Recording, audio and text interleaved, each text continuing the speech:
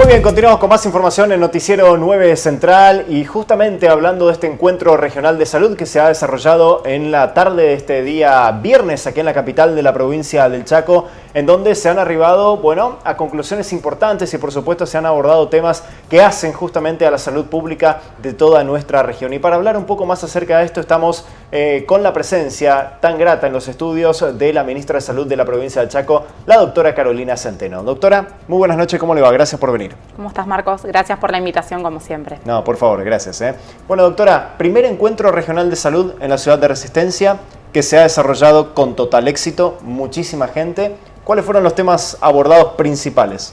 Bueno, particularmente una apuesta fuerte del Ministerio de Salud, de todo lo que hace al gobierno en la provincia del Chaco en materia de discusión de lo que es la política pública en materia sanitaria y por supuesto de cómo se está viendo hoy el sistema sanitario.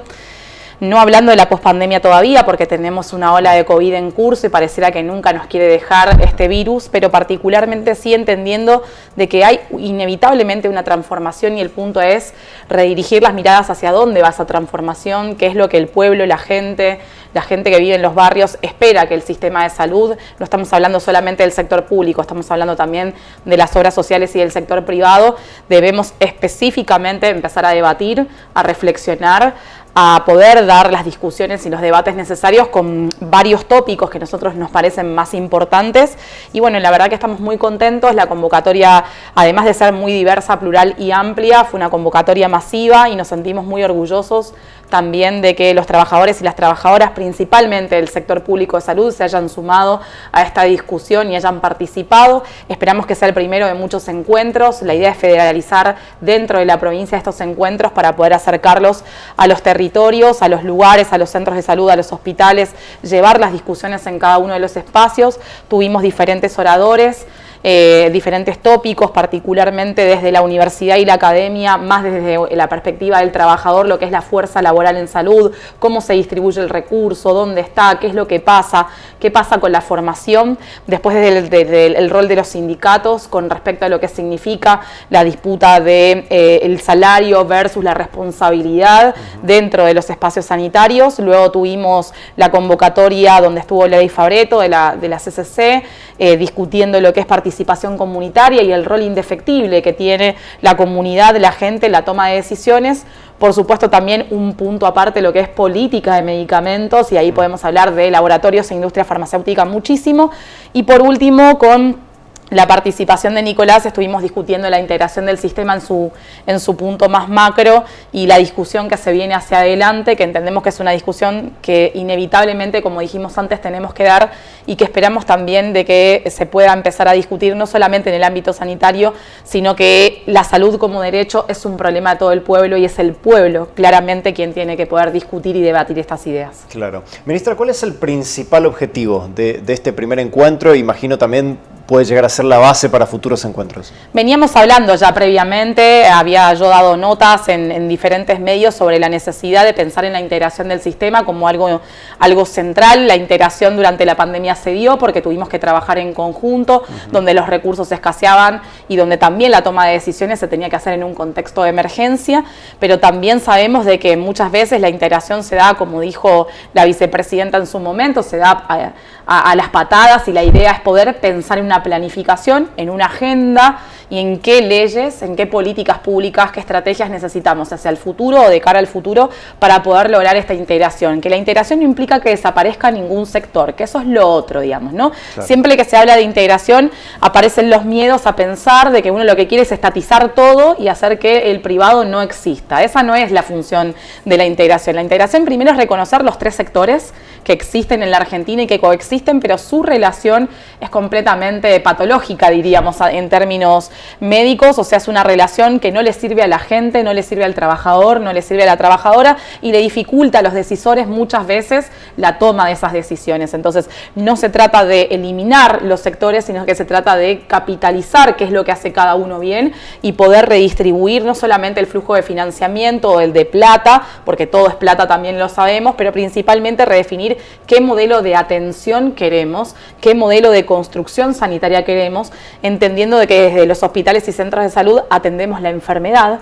y la salud es mucho más que eso, y cómo hacemos para ese mucho más que eso avanzar en una sociedad no solamente más sana, sino con mejor calidad de vida y con una vida digna. ¿Y cómo está hoy, ministra, la relación salud pública-salud privada hoy en la provincia del Chaco? Bueno, particularmente en el sector, en la provincia del Chaco, la mayor parte de la población no tiene cobertura de obra social ni cobertura de prepaga a través del sector privado. Algunos podrán pagar de su propio bolsillo, pero en realidad en el último censo, veremos que da este censo actualmente, en el 2010 el 56% de la población del Chaco no tenía cobertura de obra social. Hoy se estima que puede llegar a ser más bajo. Puede ser inclusive mucho más alto, digamos, la cobertura pública, ¿no? Estamos hablando de que en realidad sabemos que la pandemia neoliberal en su momento y la pandemia viral lo que trajo es pérdida de las fuentes formales de trabajo, que si bien hay una reactivación económica, vemos que la informalidad sigue siendo muy alta y eso hace que la cobertura de obra social no exista en este caso.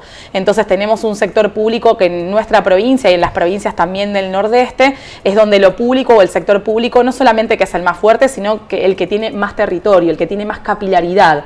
Digo, el sector privado existe por la rentabilidad que produce, que es legal y legítima en nuestro país, pero que en realidad sabemos que para poder ganar dinero se tiene que tener determinadas condiciones que no en todas las localidades están dadas. Por lo tanto, sí, donde en las localidades no llega el sector privado, llega siempre el Estado, que eso es lo que nosotros tenemos. Y por el otro lado, tenemos una relación bidireccional con el sector privado, principalmente dada por la circulación de personas que tienen cobertura de obras sociales y que a partir de tener obra social eligen o atenderse en el sector público o atenderse en el sector privado. Sí. En realidad lo que implica integrar el sistema implica que el paciente, el usuario, fluya por todo el sistema, pero que los datos sean compartidos, que los mecanismos de financiamiento realmente puedan ser transparentes, que muchas veces exista una mirada, no digo igual, pero similar sobre determinadas enfermedades, que ir a determinado espacio no signifique ser medicado o diagnosticado con una cosa y que ir a otro espacio implique cambiarle completamente el diagnóstico o el tratamiento. Esas miradas que parecen individuales son las que después generan a nivel más alto toma de decisiones sobre, por ejemplo, qué medicación compramos, cómo hacemos para garantizar que todas las personas tengan un piso en el sentido del acceso al medicamento, del acceso al diagnóstico, pensando en las enfermedades que producen, como sabemos, una carga de enfermedad y de muerte más amplia. Así que hay mucho para pensar en ese sentido, pero siendo siempre puntuales.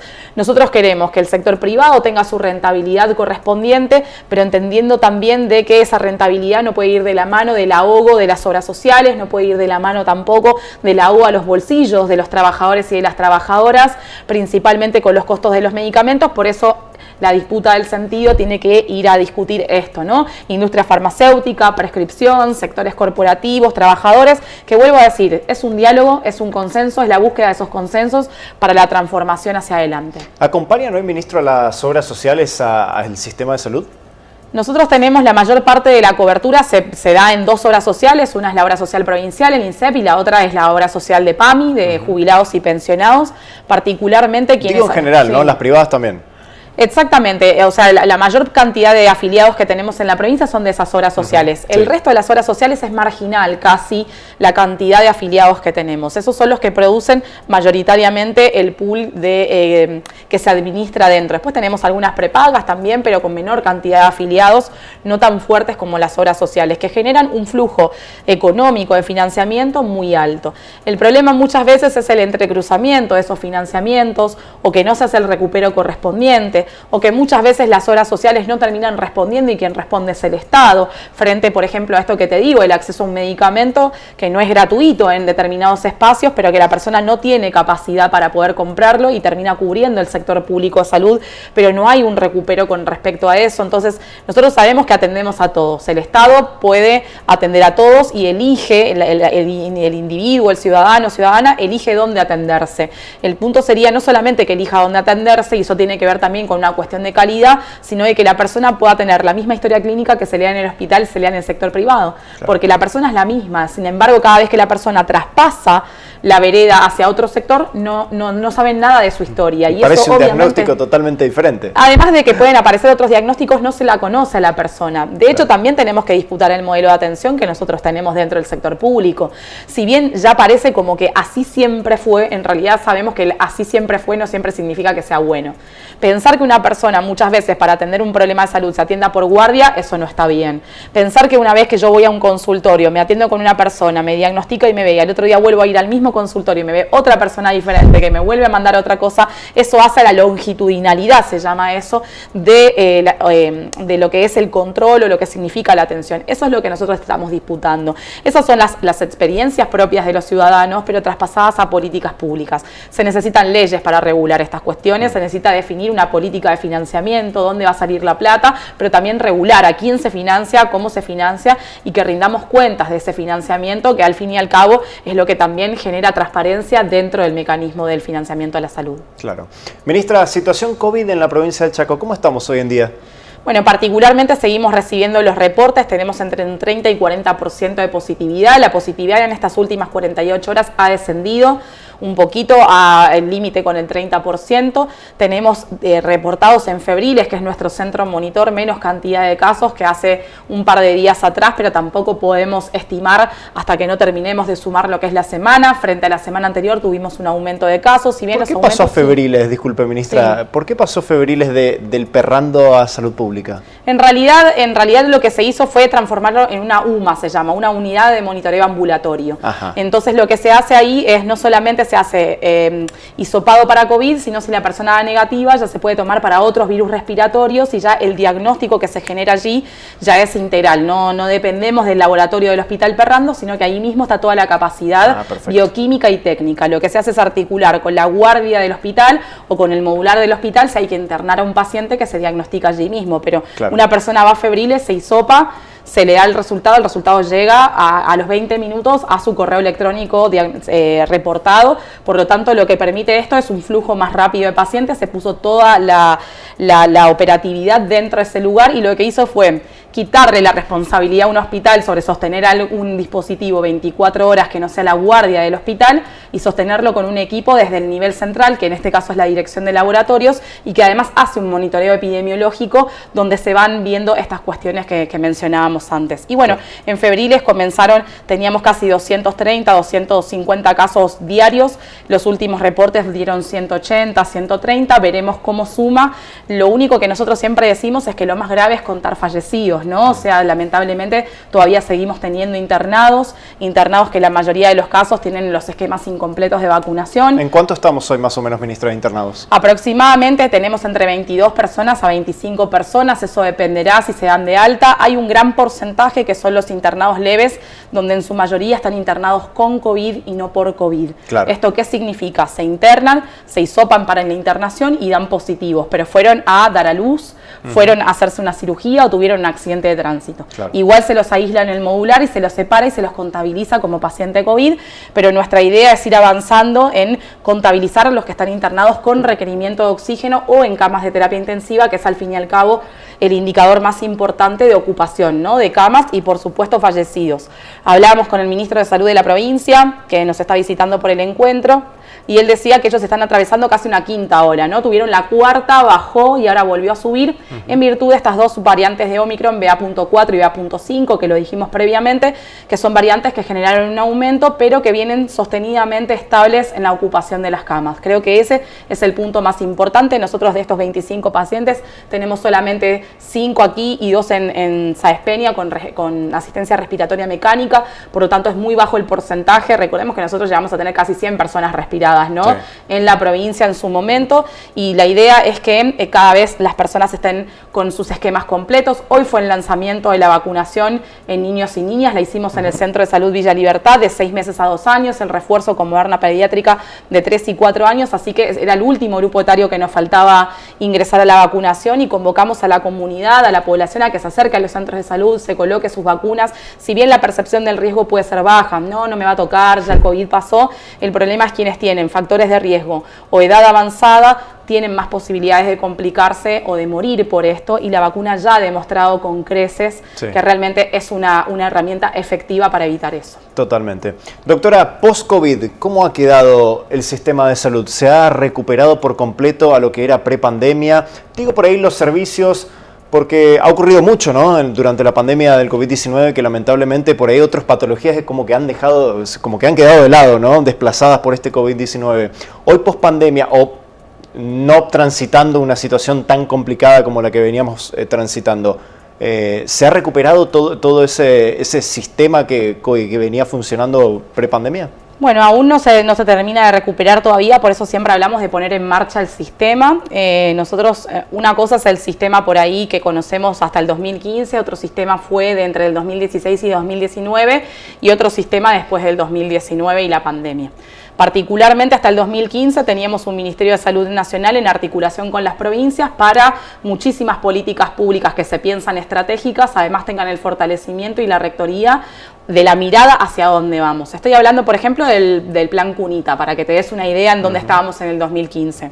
Entre 2016 y 2019, sin ánimos de polemizar ni nada, la decisión de financiar la salud en la Argentina implicó una disminución de inversión a nivel de presupuesto, o sea, el presupuesto en salud bajó, eso está claro, se subejecutó presupuesto a nivel nacional, eso obviamente ahogó a las provincias y las provincias tuvieron que tomar ciertas decisiones que en nuestro caso fueron completamente desacertadas. Una fue el retiro voluntario de profesionales, que siempre lo remarcamos, que hizo perder a la provincia profesionales jóvenes, vitales, que en realidad en ese momento no se encontraban a gusto en el sistema y en vez de pensar por qué no se encontraban a gusto, se les permitió irse sin más explicación. Profesionales que estamos hablando, la mayoría médicos, bioquímicos, odontólogos, licenciados en enfermería, que estaban formados por años dentro del sistema público o del sector público y no se perpetuaron. Ni que hablar de lo que significó la política de medicamentos, la política preventiva, si bien hubieron ciertas acciones, pero muy aisladas. Entonces, eso que se desarticuló y que, por ejemplo, uno cuando ahora pregunta, bueno, ¿hace cuántos años vos tenés esta operación pospuesta? No te dicen hace 2 años de la pandemia, te hablan de 3 o 4 años.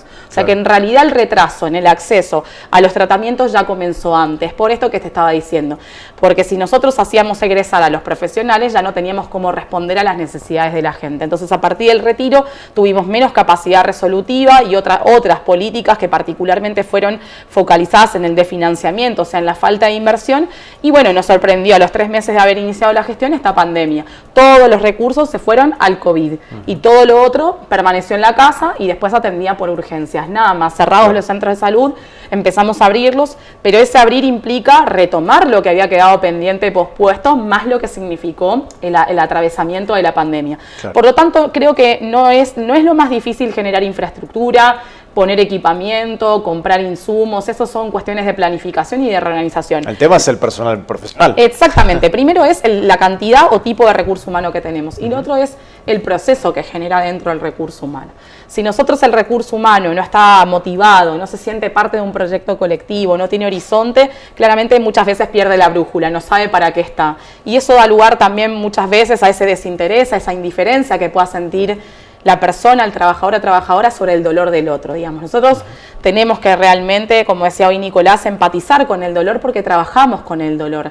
Y si bien es cierto que nos enseñan en la facultad a decir, no, tenés que tomar distancia porque el dolor no te puede atravesar, lamentablemente el dolor nos atraviesa y ser fríos no es beneficioso ni para la persona que lo está atravesando ni para el profesional. Por lo tanto, el tema del compromiso es muy importante y es eso en lo que nos estamos focalizando ahora.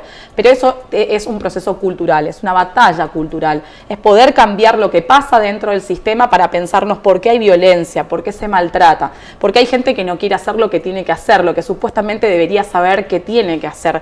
Esas son las discusiones que hoy en día se están dando. No estamos ni siquiera discutiendo calidad de atención. Estamos hablando de que las personas puedan llegar y cuando lleguen tengan una mirada compasiva, tengan una mirada amorosa sobre lo que les está pasando y que nosotros como trabajadores debemos poder resolver ese problema de enfermedad. Como vuelvo a decirte, salud es otra cosa. Salud es vivienda, educación, ingreso económico, trabajo estable, empleo formal, cultura, ambiente, juego, vestimenta, ocio, recreación, deporte, eso es salud. Esa es la mirada sobre lo preventivo y sobre la promoción de la salud. Aparte, nosotros trabajamos con la enfermedad, que es en realidad el 10% de los problemas de salud de la gente. Por eso digo que la mirada tiene que estar puesta en que como trabajadores y trabajadoras del sistema tenemos que hacer de este mundo un lugar mejor también. Somos funcionarios públicos, somos servidores públicos, y abrazar la causa del Estado en el sentido de la garantía del derecho a la salud, entendiéndonos como un eslabón fundamental.